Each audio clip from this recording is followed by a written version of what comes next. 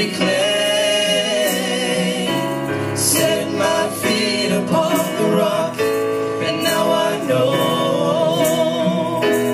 I love you, I need you.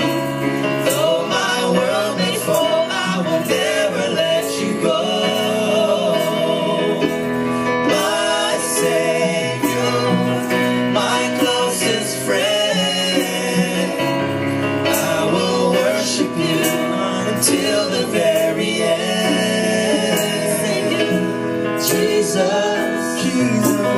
lover of my soul. Jesus, I will never let you go. You've taken me from the miry clay. You set my feet upon the rock, and now I know I love you, I need you. And though my world may fall, I will never let you go. My Savior, my closest friend, and I will worship you until the very end. I love you, I love you, I need you. Though my world may fall, I will never let you go. You're my Savior, my closest friend, and I will worship you until the very end. I love you, I need you. Though my world may fall, I will never let you go.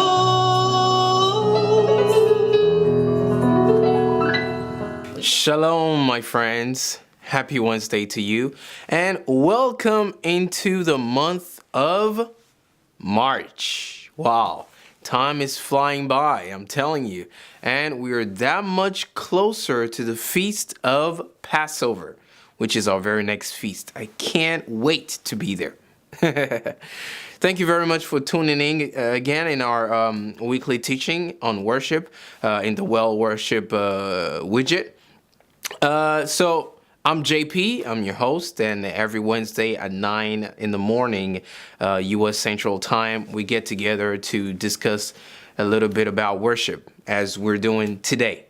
And so we're going to be talking about another, by the way, we are in the midst of our series, which is using members of our bodies in worship, as you know by now. And so last week we talked about using our ears in worship, which we determined that our ears is one of our gates to our souls. And today we're going to continue with another gate to our souls, which is our eyes. And today we're talking about using our eyes in worship. Eyes are so crucial, and we need to tackle this today. And right away, I want you to take your Bibles with me if you can and turn to the book of Genesis, okay? Chapter 13, verse 14. And we're reading out of the New American Standard Bible Version, NASB. Yes, I said it. All right, so Genesis 13:14 reads, and the Lord said to Abram, after Lot had separated from him, now lift up your eyes and look from the place where you are, northward and southward and eastward and westward. Verse 15, for all the land which you see, I will give it to you and to your descendants forever. And verse 16 goes on to say, and I will make your descendants as the dust of the earth, so that if anyone can number the dust of the earth, then your descendants can also be numbered. Like I said earlier, our eyes are also gates to our soul. it's very, very critical, and it's very important to watch what we're looking at or what we're seeing with our eyes. It was important for the Lord to ask Abraham to see, the place he was at, in order for God to communicate his vision to him. Now that the Lord told him how he was going to multiply him, Abraham could now not only see what the physical land is, but he could now see through the lens, or the lenses, I should say, of the Lord. It's very important that we see what God sees. Because if we don't, then we're not really going to be partners of the Lord like he desired and, planned us to be. Which ties into faith, right? We need to see what is not as though it is, as though it was. So now that the Lord communicated to Abram, I'm going to multiply you as the sand that you see here, as the dust. I'm just paraphrasing, as you know. Now Abraham could see what the Lord is talking about. Let's continue. Before I elaborate a little more, let's continue and let's read a second verse here. And we're going to the book of Matthew, okay? Matthew chapter 6, verse 22.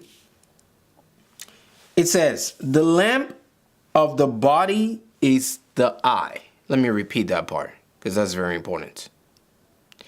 The lamp of the body is the eye. If therefore your eye is clear, your whole body will be full of light. Verse 23. But if your eye is bad, your whole body will be full of darkness. If therefore the light that is in you is darkness, how great is the darkness? Let me stop there.